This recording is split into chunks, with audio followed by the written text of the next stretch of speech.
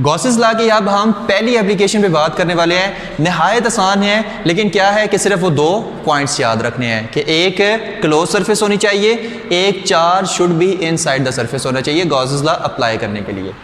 तो पहली एप्लीकेशन हमारे पास कौन सी है कि intensity of field inside a hollow charge sphere.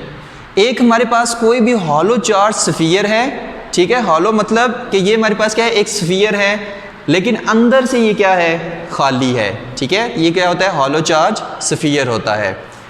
अब उसने लफ्ज़ क्या इस्तेमाल किया, हॉलो चार्ज स्फीयर, यानी कि ये जो हमारे पास स्फीयर है इसके ऊपर उसने क्या कर दिया, पूरी सरफेस पे पॉजिटिव चार्ज फैला दिया है। यानी ये क्या है, कोई भी हॉलो चार्ज स्फीयर है, इसकी पूरी सरफेस पे उन्होंने क्या कर दिया कि पॉजिटिव चार्ज को फैला दिया है। अब क्या है, पॉजिटिव चार्ज से इलेक्ट्रिक फील्ड लाइंस बाहर की तरफ निकलेंगी। अब वो कहता है कि intensity of electric field, intensity of field calculate करें कहाँ पर, इनसाइड अ हॉलो चार्ज।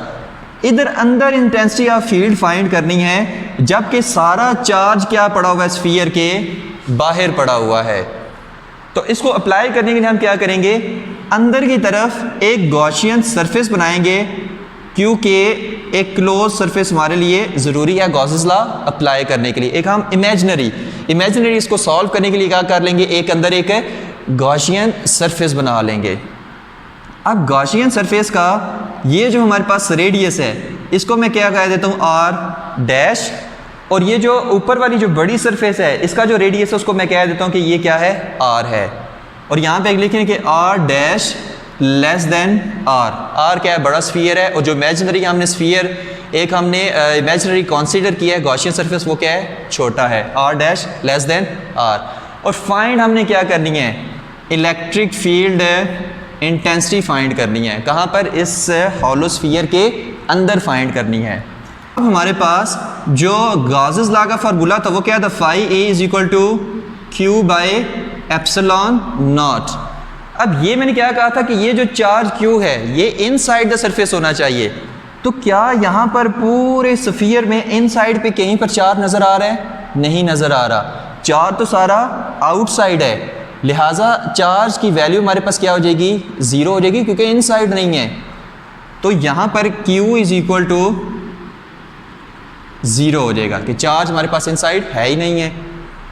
एक और हमने फ्लक्स की वैल्यू पढ़ी थी, वो क्या थी, E डॉट ए, फ्लैट सरफेस के लिए। इसको इक्वेशन 1 का नाम दे लें, इसको इक्वेशन 2 का नाम दे लें। अब यहाँ से क्या करना है कि पुट इक्वेशन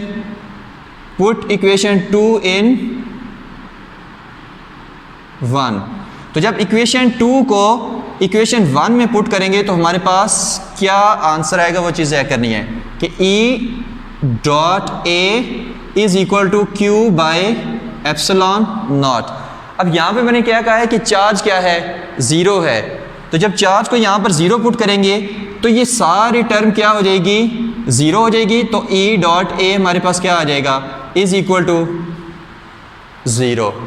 अब यहाँ से हम कह रहे हैं कि E dot A is equal to 0 है, तो या तो इलेक्ट्रिक फील्ड 0 है या फिर एरिया 0 है इनसाइड द स्फीयर। अब इनसाइड द स्फीयर देखें कि ये एरिया तो हमारे पास है, इनसाइड द स्फीयर क्या है, एरिया तो है, लेकिन क्योंकि चार्ज अंदर नहीं है लिहाजा इसके अंदर कोई इलेक्ट्रिक फील्ड नहीं है। तो इसमें हम कहेंगे कि area is not equal to 0 but electric field is equal to 0। तो E डॉट ए में इलेक्ट्रिक फील्ड 0 है, इसलिए इन दोनों का प्रोडक्ट 0 आ रहा है। यानी कि उसने पूछा हमसे क्या था कि इंटेंसिटी ऑफ फील्ड फाइंड क्या करना है, इंटेंसिटी ऑफ फील्ड फाइंड करनी है inside a hollow charge spheres, इस स्फीयर के इनसाइड मालूम करनी है। तो क्योंकि चार्ज नहीं है लिहाजा हमारे पास इलेक्ट्रिक फील्ड इंटेंसिटी क्या आई, 0 आई। तो यहाँ पर इसकी पहली एप्लीकेशन ख़त्म होती है।